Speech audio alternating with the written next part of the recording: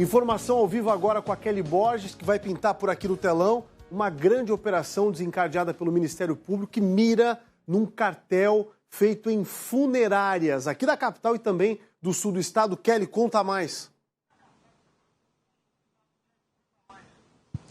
Essas investigações elas começaram em 2022. 3 empresas funerárias aqui da capital estão envolvidas, são do mesmo dono e, verificando a possibilidade de expandir os negócios, ele começou a atuar também em Criciúma. São 2 processos separados. Aqui, a 29ª Promotoria da capital está movimentando essas ações que hoje deflagraram essa operação junto com o GAECO e que também aconteceu simultaneamente em Criciúma por parte da 6ª Promotoria de Justiça do município. Quem vai trazer os detalhes de como funcionava esse esquema é o promotor de justiça aqui da capital. Muito obrigada pela sua participação. Wilson Paulo Mendonça Neto, como atuava esse esquema? Bem, o esquema atuava com irregularidades na prestação de serviço funerário, fazendo um revezamento entre algumas funerárias e prejudicando a livre escolha do consumidor. Por isso, a apuração em relação ao crime contra a relação de consumo. Trata-se de cartel. Era um preço estabelecido, preços esses acima do mercado? As indicativas na apuração apontam nesse sentido, de que existe um crime de cartel porque eles ajustavam o preço e acabavam trabalhando de maneira simultânea, fazendo com que todas as empresas investigadas tivessem lucro e não permitisse ao consumidor a escolha final sobre o serviço a ser prestado. Como é que funcionava na prática, doutor? A pessoa, ao se dirigir à central de óbitos aqui em Florianópolis, ela não conseguia escolher a funerária para prestar o seu serviço. Ela não conseguia fazer um orçamento com uma e depois em outra. A maneira que o esquema está funcionando não permite que isso aconteça. Se faz com que ele acabe pegando aquela que está de plantão ou aquela que é indicada naquele serviço. Falta fiscalização, no caso, as indicativas do que vocês já coletaram até agora, nesses anos de trabalho, é de que há uma lacuna para que essas empresas possam atuar dessa seguinte forma que o senhor acabou de mencionar? Com toda certeza. As investigações apontam com segurança à sociedade que existe uma fiscalização deficiente, para não dizer totalmente ineficiente, em relação à prestação desse serviço público.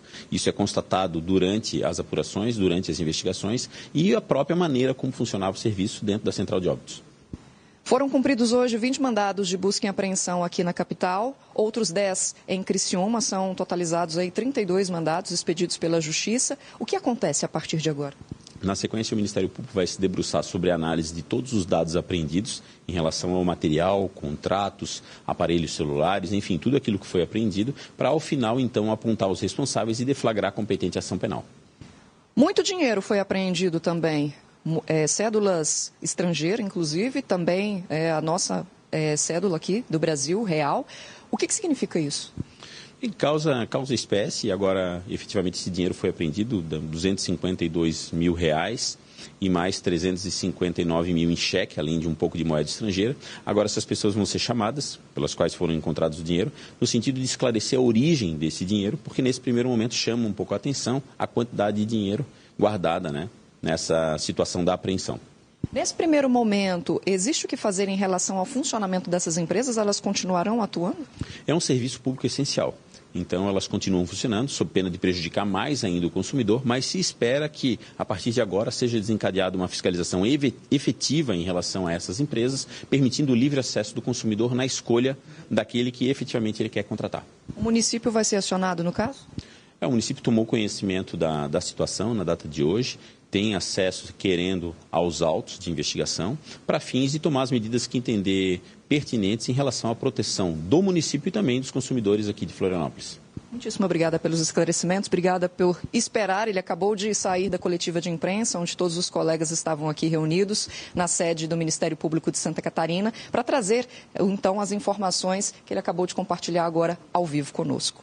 Volto com você no estúdio. Obrigado, Kelly. Evidentemente, o problema não é o lucro, O lucro é o gerador de emprego, de renda, é o ciclo virtuoso da economia de qualquer lugar desse planeta. O problema é quando envolvidos em uma ação criminosa formam um cartel, ou seja, um conjunto de empresas, com o mesmo dono ou não, para manipular o mercado e assim prejudicar a livre concorrência.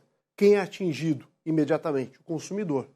O produto fica mais caro, o serviço também causa dano a essa mesma negociação e só essas pessoas envolvidas nesse processo de cartel, com uma união fraudulenta, conseguem manipular os preços de serviços ou produtos e diretamente atacam o consumidor, porque ele fica sem escolha. Portanto, a livre concorrência acaba sendo danificada nesse processo. É provável que haja desdobramentos dessa história. Nós estamos de olho, você vai acompanhar no ND+, e, claro, no Cidade Alerta Santa Catarina.